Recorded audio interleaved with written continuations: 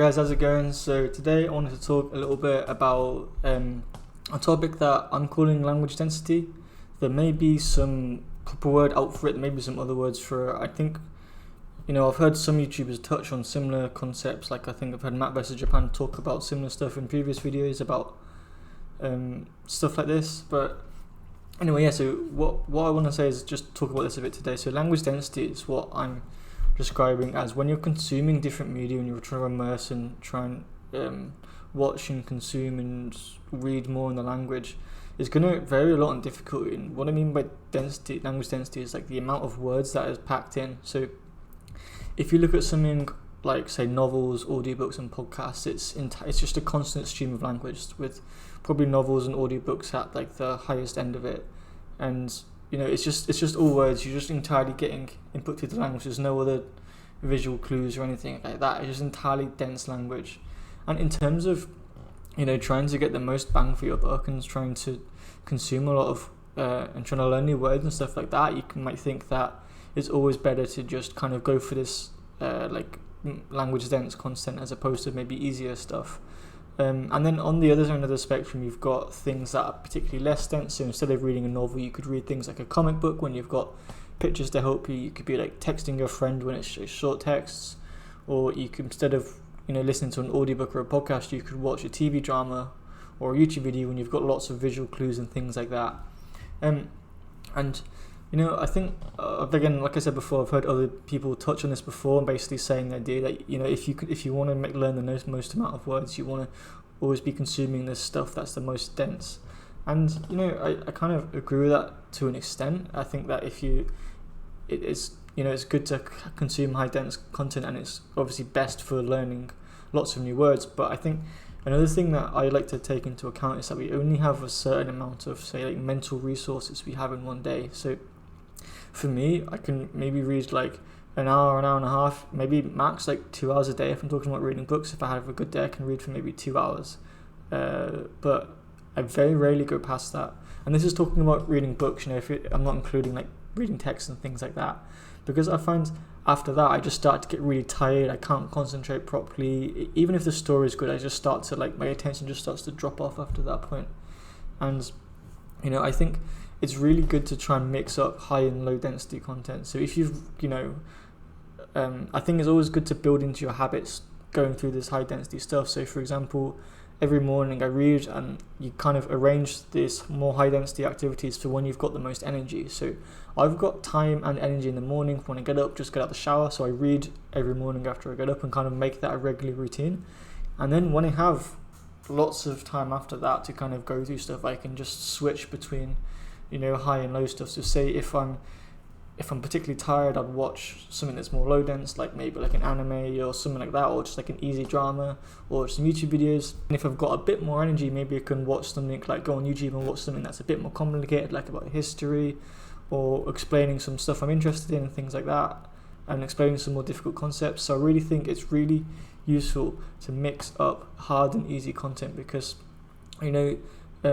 if you're anything like me, if you just try to go through like the hardest thing all the time, then you're just going to burn out very quickly.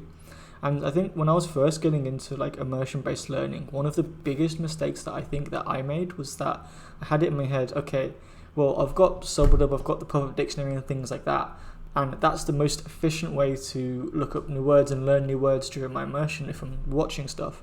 So therefore I need to just watch lots of TV dramas and use this like extra stuff to help me pick up new words. And I had it in my head that like immersion equals TV dramas, and that was the and that was just like a one-to-one thing, because that's like the best way to pick up new words in my head at the time.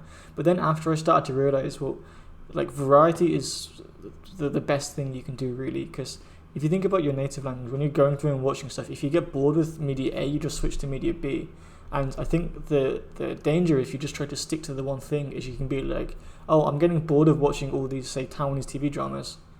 And then you can think, oh, I'm getting bored with Mandarin, not Taiwanese TV dramas. Then you just switch back to English. But if you vary it and say, oh, I've watched like 2 episodes of this drama today, it's quite intense, I'm not really feeling watching the next episode, then switch, play a game in Chinese, or like read a comic book, watch some YouTube videos in Chinese, watch some anime, do this and try and mix it up the best that you can. And I really think that is that's the best way that I've found to kind of balance this. So I like to, like I said before, always consume high density content every day. Make sure I put it in times where I have a lot of energy, particularly reading in the morning.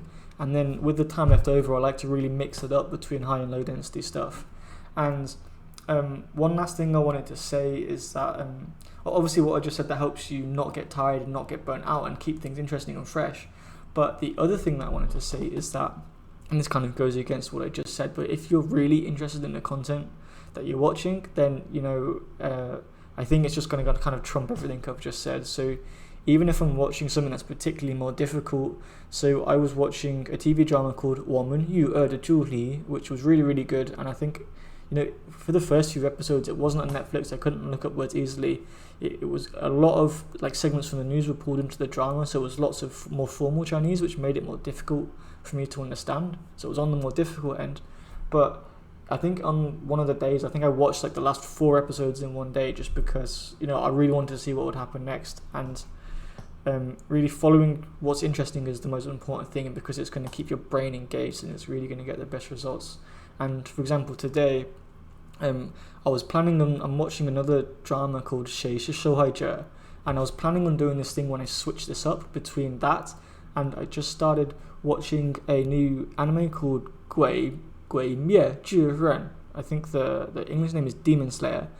And I was planning, I've got these 2 things. The Demon Slayer will be a bit easier to watch. This Terrama's a bit harder, and I can switch between the 2. But I started watching Demon Slayer, and it's been really good so far. So I've just watched like something like 8 or 9 episodes today, and I've just been kind of plowing through that.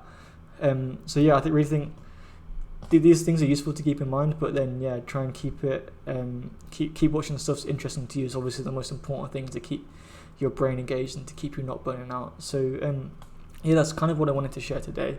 Let me know if you agree with what I've said, or if you have any other ideas or anything that you'd like to add. And if you have anything useful information you want to share with me or other people, then please leave a comment. It can always help us out and help other people that need it. So thanks very much for watching, and I'll see you guys in the next video.